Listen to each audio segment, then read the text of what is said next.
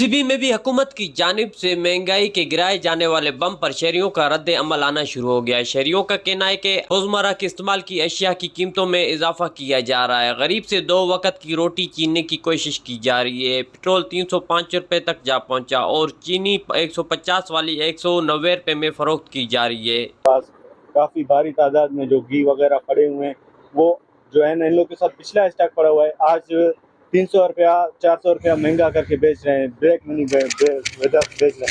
हम गवर्नमेंट से मुतालबा करते हैं जो इन लोगों के साथ स्टॉक पड़ा हुआ है वो आवाम को जो है ना उसी रेट में फरोख्त किया जाए, ना कि नए रेट से, क्योंकि आज अगर गवर्नमेंट इन लोग के गोदामों का मुआयना करे, इन लोग के साथ इतना स्टॉक पड़ा हुआ है, ये किसी की सोच नहीं है।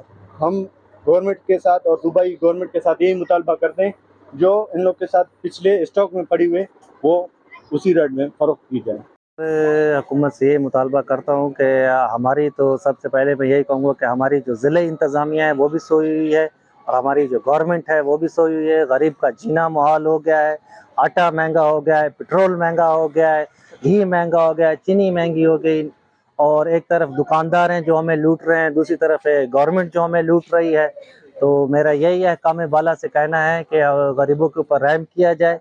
गरीबों के लिए आज खाना पीना बहुत मुश्किल हो गया है। तो थैंक यू। शहरियों का मजीद कहना है कि डीलर मालकान से चीनी आटे का पुराना बहुत स्टॉक मौजूद है जो अब वो महंगे दामों फरोख्त कर रहे हैं। जिले इंतजामिया को चाहिए कि आटा और चीनी के गोदामों पर छापे लगाकर जखीरा अंदोजों के खिलाफ कार्रवाई अमल में लाई जाए और आवाम को रिलीफ फराम किया जाए, और हुकूमत को भी चाहिए कि अशिया खुदनोश की कीमतों में कमी लाई जाए। कैमरा टीम के साथ रिपोर्टर ज़हूर मक्सी, वश न्यूज़, सिबी।